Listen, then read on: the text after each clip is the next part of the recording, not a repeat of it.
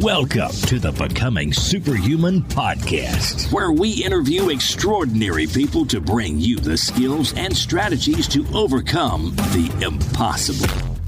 And now, here's your host, Jonathan Levy.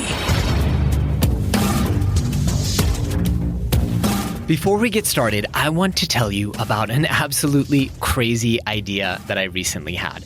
You see, every single week on the Becoming Superhuman podcast, we share with you some incredible idea that can change your life, whether that's meditation or the paleo diet or Tai Chi or lucid dreaming. But the thing is, how much do you actually implement in your everyday life? 10%? 20%? And you're not alone. I mean, even I, as the host of the podcast, am lucky if I implement 20 or 30% of what we talk about on this show.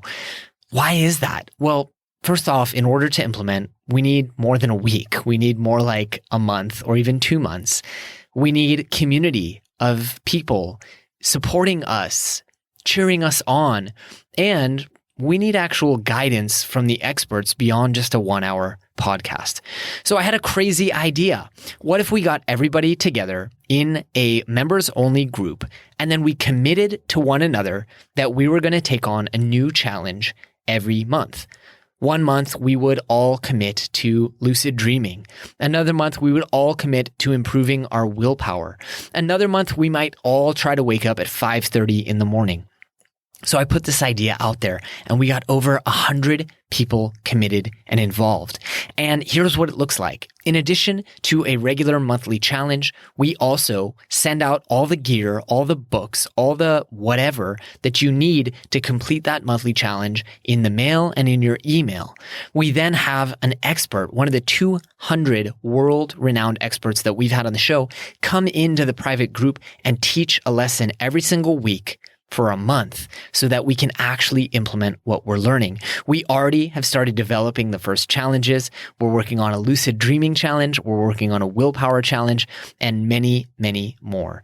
So I want to invite you to come try this out. Join us. There are over 100 of us doing these challenges, and we would love to have you participate with us. So to join this new crazy experiment that we're calling the Becoming Superhuman Mastermind, please visit jle.vi/mastermind. We can't wait to see what you achieve. Greetings, SuperFriends, and welcome to a very, very special episode. I'm going to get into why it's special in a moment, but let me first give a shout out to my friend Nick Bach from the United Kingdom, who left an incredible 5-star review titled, "Listen to a few of them. I found they're addictive and the topics discussed are on point." Nick goes on to say that he found out about our podcast after enrolling in the Super Learner course on Udemy, that he's looking forward to enrolling on the Speed Demon course, and that the material of this podcast doesn't disappoint thus far and is great at keeping the listener and student engaged. Highly recommended. If you don't listen to this podcast, there's plenty of golden nuggets of information in episodes. Thank you so much, Nick. I really, really appreciate that. Our whole team does. And if you haven't left a review, please do, because just listen how happy it makes me. On to today's episode. You guys, today we have a very, very special episode because I originally lost it. No, I'm not joking. Out of 200 episodes, 4 years, I have never lost a podcast episode, and yet this one I did. Fortunately, our guest was so good. In fact, I think it was our best episode, probably of 2018, if not more. The one that got away. Our guest was so gracious, he was willing to re-record it. So, just a round of applause for being an incredibly gracious person and giving me not 1, but 2 hours of his time. So who's this magical guest? Well, it is Chris Voss. He is the CEO of the Black Swan Group, but you probably know him as the author of the national bestseller, Never Split the Difference, Negotiating as if your life depended on it, which, by the way, was named one of the 7 best books on negotiation of all time. Chris is a 24-year veteran of the FBI. He's a former SWAT team member. He retired as the lead international kidnapping negotiator, and then built his company helping businesses and individuals solve problems based on that experience and those skills. Now, their negotiation methodology focuses on something different, which is discovering the black swans, or small pieces of information that have a huge effect on an outcome. And they've helped companies secure and close better deals, save money, solve international communication problems, and so on, which is why you've probably seen Chris in Time, Business Insider, Entrepreneur Inc., Fast Company, Fortune, The Washington Post, CNN, ABC, so on and so on. He is the negotiation expert. And if you're wondering, well, I'm not in business, what am I going to learn today that's valuable to me? It turns out negotiation is a part of all of your lives every single day, and you don't even realize it. And the skills that Chris teaches people are not only revolutionizing their businesses, they're also revolutionizing their relationships, their families, their personal lives, and much, much more. So in this episode, we go pretty deep into human psychology and how you can better build trust with people, how you can deal with incredibly high stress situations without freaking out, why you need to learn to handle stress to be more effective, and of course, how to better negotiate and have better outcomes both for you and for your partner. It's an incredible episode. I think it's almost as good, if not just as good, as the first time we recorded it. So without any further ado, let me present to you my incredibly gracious new super friend, Mr. Christopher Voss.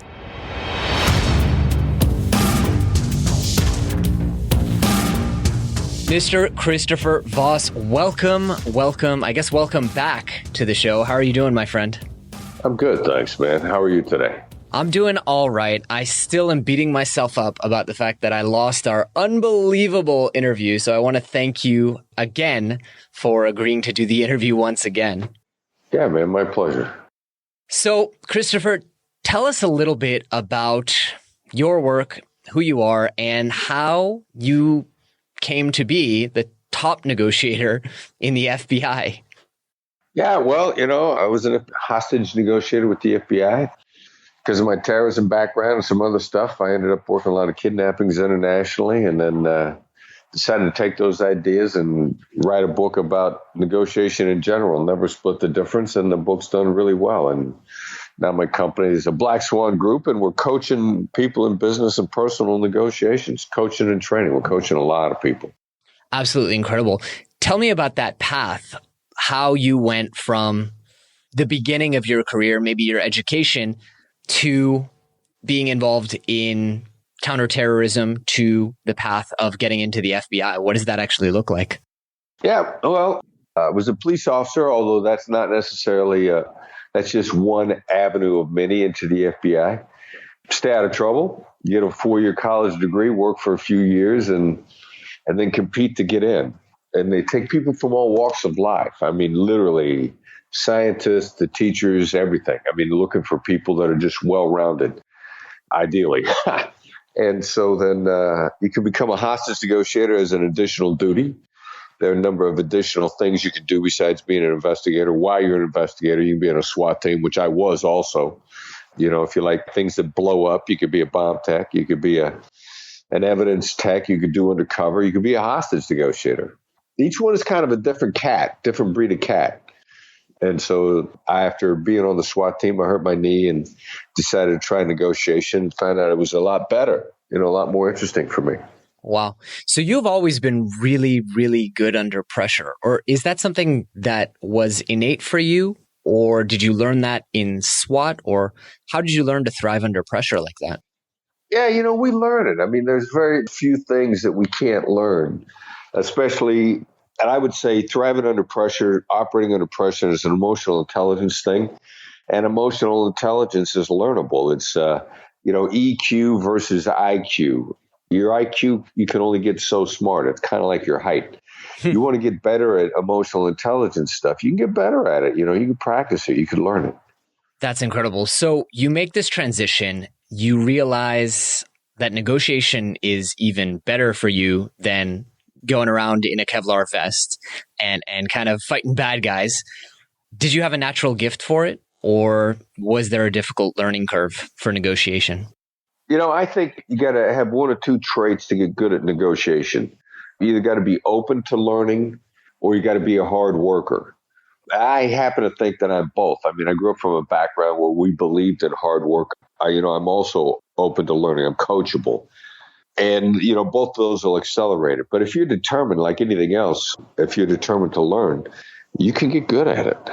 Right. So you weren't a gifted negotiator going into this. This is something you worked very hard at. Yeah, there's no such thing as a gifted negotiator. There's an interesting book by Daniel Coyle, I believe, called The Talent Code. And Coyle would probably argue that there's no such thing as a gifted anything. Now, if you want to be a pro basketball player, you're going to have to be given some physical skills. But almost anything, anybody that becomes really intrigued with something, if it catches your attention, the child prodigies, they realize something caught their attention and they started in on something when they were little and they got their 10,000 hours in. So, once you get really interested in something and it's fun for you and it's interesting, getting those hours in to get your skill level, it's just a matter if it catches your attention. I love that. Now, I have a belief, and I've told you this in the past when we've spoken, that everything in life is a sale. And I have a suspicion that you also believe that negotiation, like sales or marketing or communication, has a role in just about everyday life. And that if someone in the audience is listening and going, oh, well, this episode is just for business people, what would you say to them about negotiation and why this is a master skill that any human being should have? All right. So the most dangerous negotiation is the one you don't know you're in. And, one of my favorite things to ask people when we're training now is when you order a cup of coffee at Starbucks, are you in a negotiation? And I think most people's reaction is no. Well, there's a guy that collected some data on people's secrets. He asked people to send them their secrets. And one of the secrets he got was somebody sent him a brand new Starbucks coffee cup, sort of giving bona fides that they actually worked at Starbucks. And their secret with the note was, I give decaf to people who are mean to me. Wow. So, yeah, I would say that was a negotiation. It's not just about price. It's about time. It's about actions. It's about implementation. If you broaden your definition of negotiations, anytime somebody's trying to get you to say yes to anything, if somebody's in their brain, I want a cup of coffee. I want a Starbucks. I want a black coffee, medium. You're in a negotiation because you're involved with people that have to contribute their time and implement and cooperate in some way. And if you're trying to get somebody's cooperation, you're in a negotiation. I love that. And I think if people look at it through that framework, they'll suddenly see, like, when you have a restaurant that you want to go to and you're talking to your spouse, when you have a time that you prefer to meet up and you're talking with a group of friends, these are all negotiations. And I think you have to strip away the connotations with the word negotiation, that there's maybe a good guy and a bad guy, or someone's trying to get something out of the other person, because that's not classically what negotiation actually means. Yeah, that's a real problem, the connotation of negotiation. I was at a dinner the other night. Somebody had read the book, came up, and he said, your book is first, how do we get on the same team? And then how do we succeed together? And I thought that was a great description. I was really glad that he had that takeaway from it. I love that. So I want to ask about the title of your book. I have a policy of never reading the books of guests if I can try to avoid it, so that I ask the beginners questions. Tell me about Never Split the Difference and what that means to you and how that reflects your negotiating style being different from what people think. Never split the difference. We're calling bullshit on compromise. I mean, never split the difference. How am I supposed to split the difference as a hostage negotiator? Am I supposed to be King Solomon? We're going to cut the hostages in half here. You got one hostage. I'll take half. You take half. I mean, on so many levels, compromise, splitting the difference, just a bad move. You start blending ideas that don't blend. The idea that you should be open to compromise. Are you willing to compromise your integrity? Are you willing to compromise your principles? Are you willing to compromise who you are? Compromise for some reason has gotten what you're supposed to do in a negotiation, and compromise is responsible for so many bad outcomes. Now, the crazy thing about Never Split the Difference too is, if you're really a courageous human being, the other side might be right. One of my favorite negotiations was between a husband and a wife over a real Christmas tree or an artificial Christmas tree. And the husband was telling me about it. And when he found out why the wife wanted the real tree when he wanted an artificial one, he realized she was right. So when he didn't split the difference, he fully embraced her outcome. Now, that takes some courage. So this is about courageously collaborating with people and being open to better ideas. I love that, though. I feel like that's a trick question because isn't the wife always right? That's what I'm learning about marriage, at least. I love that. And I really, really love that. And I love that approach because, I learned a lot in business school. Not a lot of it do I use every single day. But I remember going into negotiation class and thinking in this kind of old way, I'm Israeli, my dad's Israeli. I know about haggling and negotiation, and I know how to win people over and strong arm people. The metaphor that I always like to use is it wasn't about trying to get as much of the pie for myself as I could at the expense of the other person getting pie. It was about figuring out ways to stretch the pie out and create shared value in a way that I get more than I even wanted and they get more than they even wanted. And that was a total flip on its head of what I thought negotiation was. Well, there's a lot of things that flip on its head too. And because I remember like the last NFL players strike, the players have been roundly criticized and said they lost because they got a smaller percentage of the pie. Well, if your take home is higher, like when our book deal, Never Split the Difference is done very well. And we got a good advance. But I split it up several ways. I split a significant portion with my co-writer, Tal Ross, who's a genius guy. Now, my former boss wrote a book also, and he didn't have a co-writer. Now, he got 100% of his advance. Now, my 55% was more than my boss's 100%. So I expanded the pie.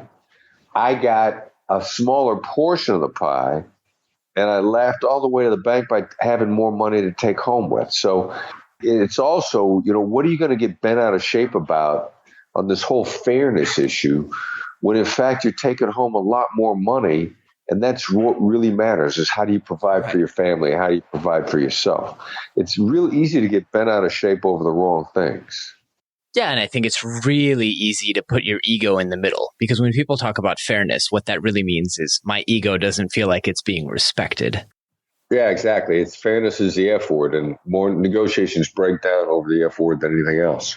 I love that. So I want to get into that actually, because I feel like in helping people become superhuman, I would be remiss if I didn't go into how you handle stress and how you handle not just day-to-day husband-wife negotiations, but some of let's be honest, some of probably the most high-stress, high-stakes negotiations of the last few decades. Tell me a little bit about decision making, because that's something that I've always been really, really interested in is how do I make decisions more effectively, especially when the stakes are high or there's a lot of noise, a lot of people screaming in my ear. And of course, in the case of hostage negotiations, there are so many repercussions and very, very real ones. How do you deal with that when people's lives are on the line? The first thing is have a process that you're satisfied with. And part of that process is a recognition that nothing is perfect. Now, it's going to sound really stupid, but people are often afraid to make decisions because they want it to be perfect. They don't want to make a mistake. You're going to make mistakes. Your bigger mistake is probably inaction, failing to make a decision. So you come up with a strategy that's a process that's as smart as you can be in a moment. Be willing to be wrong. Then be willing to be smarter tomorrow than you were today. Learn. A lot of people, they're far more willing to make mistakes when they're younger. And then as soon as you start getting some experience, you start getting a decent batting average, then you become horrified at the thought of making a mistake. We can't do this, it might go wrong. Stuff's going to go wrong. The optimism of youth, if you will. I would rather work with somebody that was 23 years old than somebody that was 28 years old, because the 23-year-old's more willing to make mistakes, and the 28-year-old is starting to think like, I know what I'm doing now. And they become really horrified at making mistakes. So you're absolutely right. Like I see that in my own thinking. Our brains change as we age and become more conservative because we've been burnt more times. And I see that in conversations between myself and a 22-year-old staff member that we have, where he's willing to make decisions and not worry about the repercussions. And I think in many cases, that's an advantage. Yeah, it's a massive advantage. A couple of years ago, I was at a conference with Intuit, and they were talking about their intern program. And they're talking about, their 20, 21, 22-year-olds. And the interns were killing it because they were so optimistic and willing to make mistakes. They were giving the interns the worst sales leads that the salespeople didn't want to touch. But since the interns were just optimistic and resilient and happy to be there, I mean, they were just killing it, and they were closing deals that the experienced people wouldn't come near. And a lot of that was, the willingness to make mistakes, the willingness to be resilient, the willingness to put themselves on the line a lot more. I love that. And so by virtue of being willing to make mistakes, the stress kind of doesn't seep in as much. Yeah. As soon as you start worrying about mistakes, you start predicting negative outcomes. And I mean, that's a natural extension of the way that we're wired. That was our survival mechanism from the caveman days that were still there when mistakes would actually kill us. We're not really in those days anymore. We're going to survive today, more than likely, unless you have a legitimate fear of actually getting killed today. And there are some people that do. I mean, I'm willing to admit that there's some neighborhoods, even in the lousiest parts of our cities, where, you got to kind of worry about survival. But if you're not actually worried about getting killed today, then your mistakes are there for you to learn from, that actually cost you your life. Right. Now, in all this training to handle high stress situations, is mindfulness a part of it? Breathing exercise? I mean, what are the things that you're doing to keep your mental faculties sharp when you're in a 3-day negotiation and, you haven't had time to properly take care of yourself? How are you maintaining that sharp edge? There's a lot of those hacks that seemed touchy-feely 15 years ago that we're now finding are really backed up really well by brain science. I mean, Stephen Kotler's got a couple of phenomenal books. One is The Rise of Superman and the other is Stealing Fire, which is all about engineering your mindset. So yeah, there's, meditation works. It's a hack. A positive attitude works. It's a hack. Gratefulness, I live in Southern California now, and people in Southern California are in the entertainment industry are famous for going like, I'm so grateful, almost as if they're required to say it. But gratefulness is a hack. It puts you in a positive frame of mind. And in a positive frame of mind, you're 31% more effective. So there are a number of different things that are actually performance hacks, and those all kind of line up with that. Now, that's interesting. We had Stephen on the show. I didn't know the 31% stat. That's huge because it becomes either a vicious cycle or a virtuous cycle where it's like if you start getting stressed and freaking out about how bad the situation is, you're now at 70% capacity to handle the situation. Right. And the 31% stat is actually from Sean Acker, who has a phenomenal TED Talk on the happiness advantage. And he's a Harvard psychologist. So I was kind of mixing up data from the two of them. I draw from as many people on brain performance, mental performance as I can. And both Sean and Stephen are phenomenal resources. Stephen is a phenomenal resource. He's a brilliant guy. Absolutely. One of our better episodes was with Stephen for sure. Now, there's a different side, right? Once you've quieted your mind and you are calm, resolute, performing, you also have to get the other people around you to support these decisions, right? In a scenario where, you told me last time we spoke about a scenario where you needed to get the family of a hostage to trust you and go with what you're saying. So how do you get other people to support your decisions? And also, how do you build that trust so that they're able to do that without fighting you every step of the way? Right. And let's back up just a little bit, too, because I want to go back to this, quieting our mindset, calm, resolute thing you talked about a second ago. A lot of people equate that to being emotionless or being dispassionate. The struggle is to eliminate negative emotions, not all emotions. So calming yourself down is really getting more into a more positive frame of mindset. Less anxiety, less fear, less concern. Those are negative emotions. We're not trying to eliminate all emotions, just the negative ones that hold us back. Mm-hmm. Now, let me move forward to what you asked me about. How do you get other people? actually there's another stupid hack. If you can see me or if you can hear me, I can start to hack your mindset with my tone of voice or the look on my face. I can trigger the mirror neurons in your head. I will speak in a calm fashion that's going to calm you down. It's actually going to work. The late night FM DJ voice that hostage negotiators use, it actually has a physical impact on people's thinking. It calms them down. It slows their brain down. If I smile when I talk, you can feel the smile in my voice. And it's going to hit your brain and put you in a more positive frame of mind. So I can start reaching in there actually with my tone of voice and change how your brain is working. And it's an involuntary response. That's incredible. Yeah. And people can't help but go along with you. I mean, you can't control your mirror neurons. It's absolutely incredible. Yeah, I can trigger it. Now, you can fight it once I've triggered it and resist it. But, you can't stop me from triggering it. And that's tactical advantage. Absolutely incredible. Now, what's some really bad advice that you often hear people say about negotiations or influence? And what are some of the common pitfalls? Or is that what we covered before with, trying to get as much of the pie as you can? I think there are two principal common pitfalls. The first one is, needing to speak first. Everybody wants to speak first, and you're putting yourself at a disadvantage if you speak first because you're speaking before you're gathering information from the other side. Like the other side, you give them a chance to talk themselves into your deal. There's a real good chance that'll happen. We look at negotiation as an information gathering process. So, I want the information of you going first.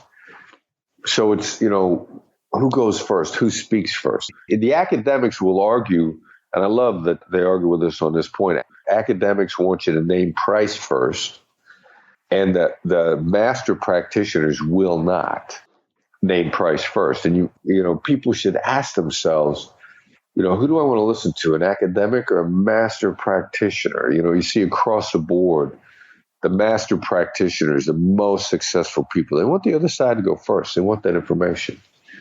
So now let's flip to the backside of the negotiation, how it ends. Most people end with a cheap shot or an assertion or, well, I would remind you, you would be in this deal if it wasn't for me. It's something stupid at the end. That's so common. Well, instead, you really hack the whole process because the last impression is the lasting impression. So say something indisputably collaborative at the end. Say something indisputably positive at the end. Instead of I would remind you that, we wouldn't be here if it wasn't for me.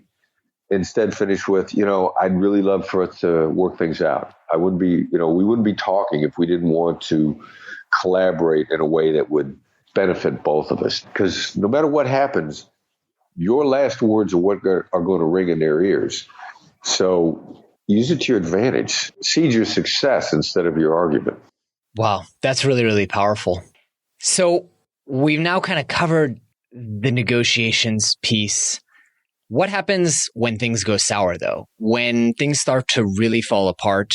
And I mean, you've told me about different scenarios over various conversations where things started to go south and a less experienced negotiator wouldn't be able to save it. How do you save it in those situations? Well, if it's focused on how every interaction ends. Empathy and understanding is critical in all negotiations. We call it tactical empathy. I mean, stop trying to make your point. Go back to how do we salvage this? Show unconditional positive regard to a terrorist. Yeah. Empathy is restating the other person's perspective. Go back to empathy. If this interaction is going to go bad, then your real question is, how is this going to affect the future? You're now negotiating for the future. You can go back to whatever you can say that's indisputably true and indisputably positive. And if you can't save this outcome, then you're going to affect the outcomes to come. So the idea is to get them back on common ground, almost like a Socratic method, get them back saying yes in a positive state of mind. No. No. All right. So there's two problems with what you just said. What happens if there's no common ground? If you're seeking common ground, then you're in trouble. I started negotiations on the premise that we would have no common ground. Now, in reality, the common ground is that we're both human beings. Don't look for anything further than that. Are you from Iowa? Did you play baseball as a kid? What are you going to do if you need common ground and you've got none? You've just handicapped yourself. Now, and then empathy is not about getting somebody to say yes. As a matter of fact, I have no use for the word yes. It's useless. The counterfeit yes is such a common response that we don't even bother with it. If you're showing empathy, the other side's not going to say yes to you. They're going to say, that's right. They're going to say, how you articulated where I'm coming from is right. And so yes is the biggest con in the world, and it's the most useless word. So we don't even bother with it. We try to trigger people into say, that's right. Interesting. And is that because essentially the person is confirming to you and to them that you understand them and they're feeling understood genuinely? Yeah, that's right. That's exactly it. And that's what breakthroughs come. Breakthroughs don't come from yes. And it's just, yes is so lusted for by most people that the other side realizes that. And all I got to do is start saying yes to you and I can completely con you. And that's why we don't bother with it. Very, very interesting. And I guess that's what makes all the difference, right? When this person feels understood and heard, suddenly you can start having a real conversation with them. Right. And principally because they're being, as stupid as it sounds, people will go along with you if they feel they've been heard out, and they'll fight you until they have been heard out. So just change the sequencing a little bit. And interestingly enough, it's a little bit like Sean Acker's point on happiness. Most people say, I'll be happy once I'm successful. And if you become happy, you'll become successful faster. So it's a sequencing issue. And as a matter of fact, if you're unhappy, it's less likely that you'll be successful because you're not in an optimum frame of mind. So you want to get a deal, hear the other side out first. That actually increases the chance that they'll capitulate and give you the deal. Incredible. Now, Chris, you told me last time about an incredible story. I asked you if there were any stories that you were able to share that were kind of public knowledge. And you told me about an incredible, incredible story and what you learned from it. Do you remember which story that was? I do. Well, I got to admit, I got more than one incredible story. So give me a couple of hints. Well, it was a story about a hostage negotiation in the Philippines.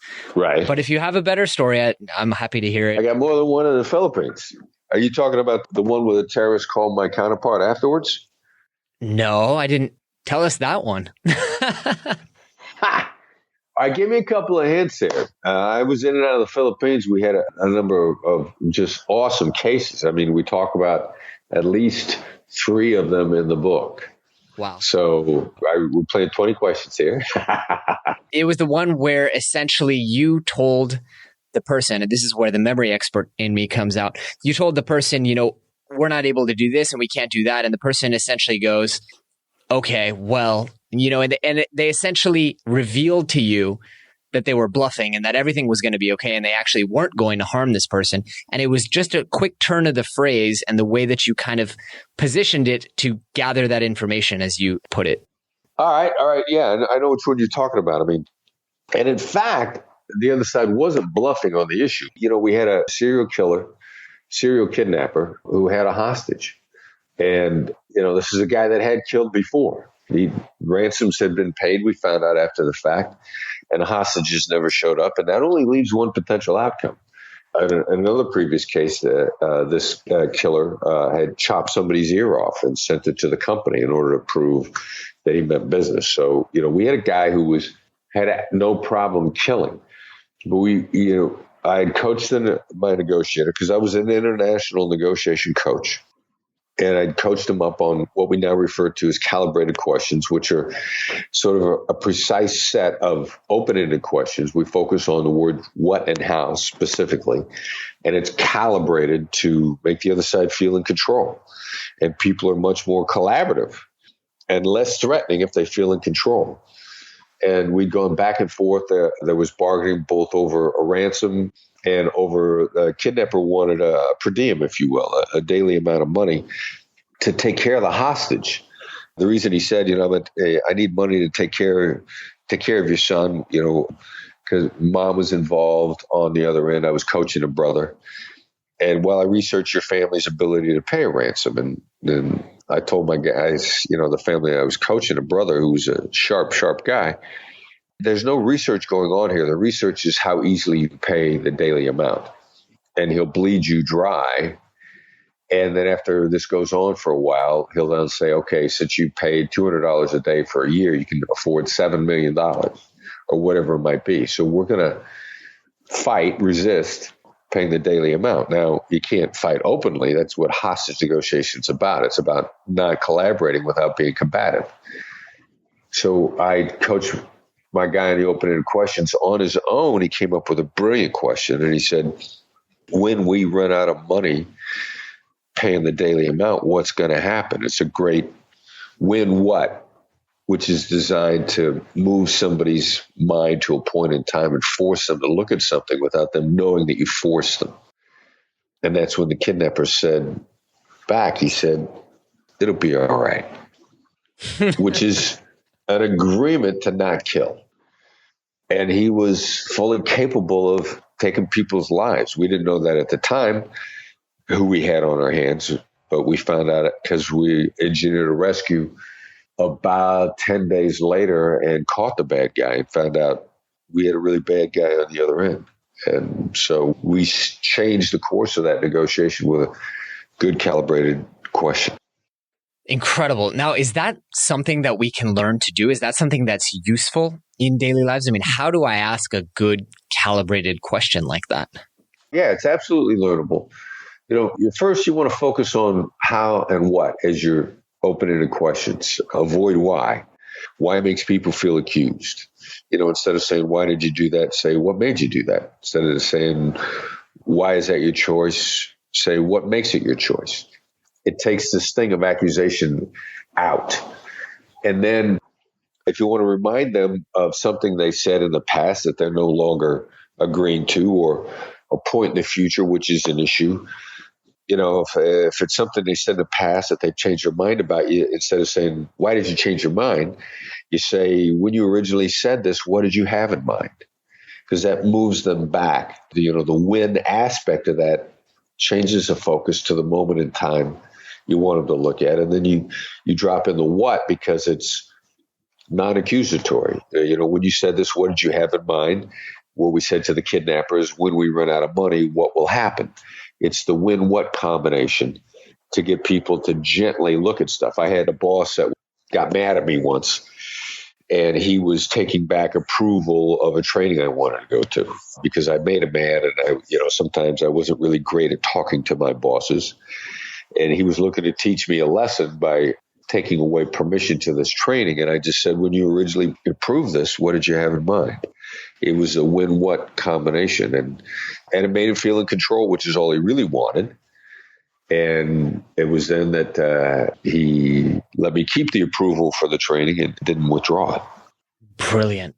So just avoiding the why right there is already a really powerful hack that I think people should really try out, is avoiding the why, because you're right. It does make people feel like they're on trial, right? That they're being accused.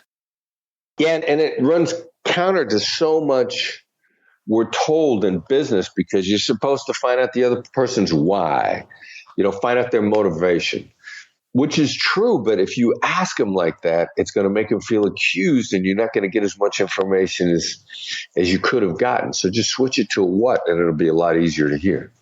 That's really brilliant. And then the kinds of information that we're trying to get, are essentially the same, but we're asking better questions, questions that slip under the radar. It's landing in a way that the other side can hear. And unfortunately, why always makes people feel accused. My son is my director of operations. My son, he's a Black Swan Group's chief negotiator, cuts all our deals. My son, Brandon. And we've talked about this a lot. And it's Brandon's opinion that all of us, when we were 2, whenever we did something wrong, it doesn't matter what country you're in, a 2-year-old does something wrong, your parent, wherever you are, is going to say, why did you do that? And we get it drilled into our head that if somebody says, why did you do that? Well, the word why is I'm in trouble and I need to watch out. Fascinating. Really, really fascinating.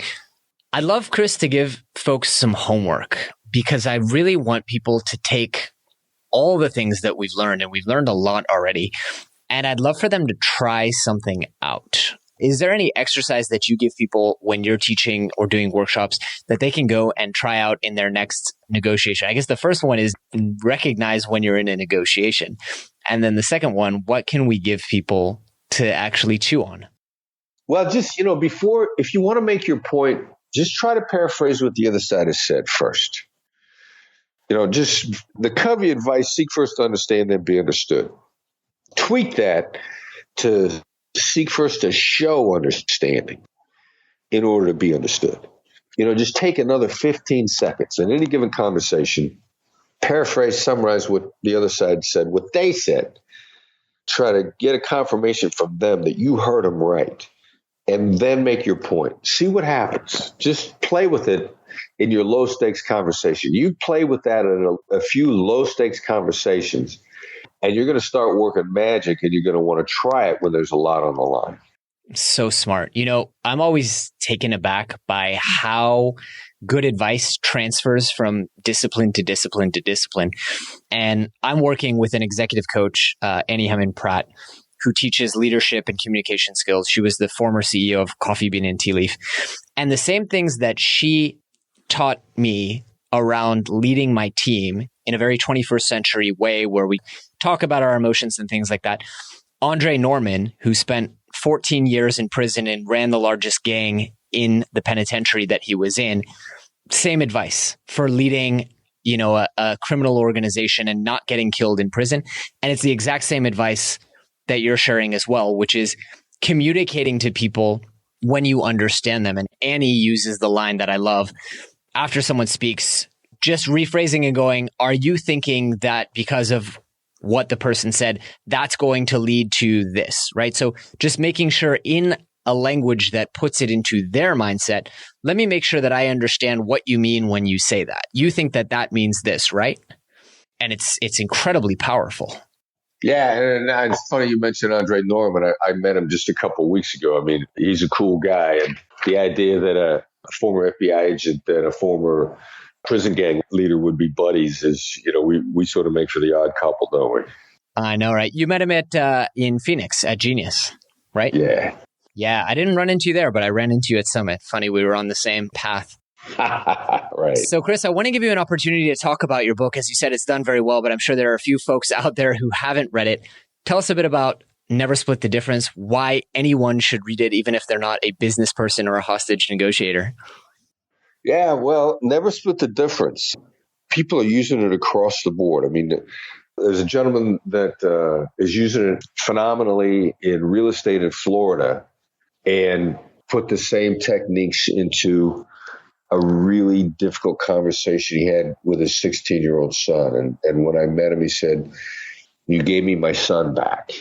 And he used the same stuff in business. And there's another gentleman who is using the techniques literally in $100 million deals and had a really emotional confrontation with his younger sister at a family reunion. And he said, he saw it coming, and he said, "I only wanted her to make her feel heard and not contradicted in any way." And he said the argument went on for an hour, and she sent him an email the next day saying, "Yesterday I attacked you and you showed me nothing but love. Thank you for being my big brother." So this stuff will affect every aspect of your life if you let it. I love that. And if memory serves, I think last time we spoke, you ended on a note about it all really being about love and compassion for other people. It really is. I mean, it's a powerful tool. It's emotional intelligence is not just for sociopaths. No kidding. And I imagine you cover a lot about also body language and tone and all these other hacks that I've often told people. I mean, learning a little bit about body language alone changed my life. It changed the way I am as a leader, as a lover, just learning how to hold my body in a different way. So imagine how learning how to hold your body, learning how to ask the right kinds of calibrated questions. I mean, these are things that can literally change who you are and how effective you are at everything you do. Yeah, and how much you enjoy life. Oh, I love that. I love that. So, Chris, I want to be respectful of your time. I do want to thank you, but before I do that, I want to ask you, where can people reach out if they want to learn more from you, attend a seminar or a training that you're doing? Obviously, we'll put a link to the book at superhuman.blog in the show notes. Where else? The best thing to do, we put out a weekly newsletter and it's free, which is a good price. It's complimentary. I had a colleague that used to like to say, if it's free, I'll take 3. And the newsletter is short and sweet, comes out every Tuesday morning. It's not a long list of things you have to make up your mind. Plus, it's a gateway to everything that we do. It's a gateway to our website. There are training announcements. There's, when we come out with new products, it's in there. It's short and simple. The best way to subscribe to the newsletter is via text to sign up function. And you send the message FBI empathy, all one word.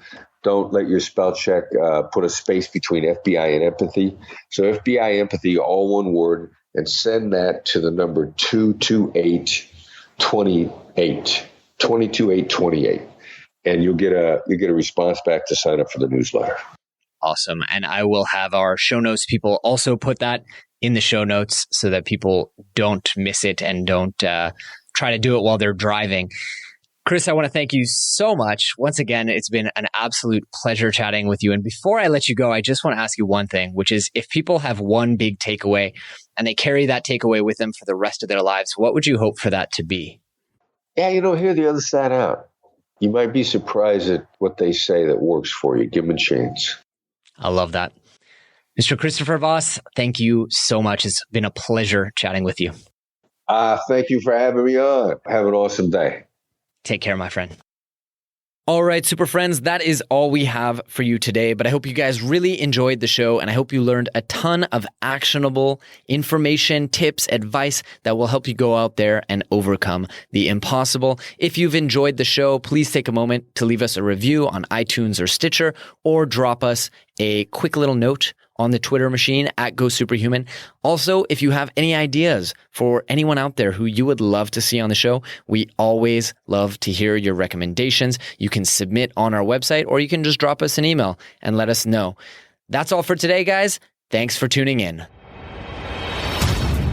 Thanks for tuning in to the Becoming Superhuman podcast. For more great skills and strategies, or for links to any of the resources mentioned in this episode, visit www.becomingasuperhuman.com/podcast. We'll see you next time.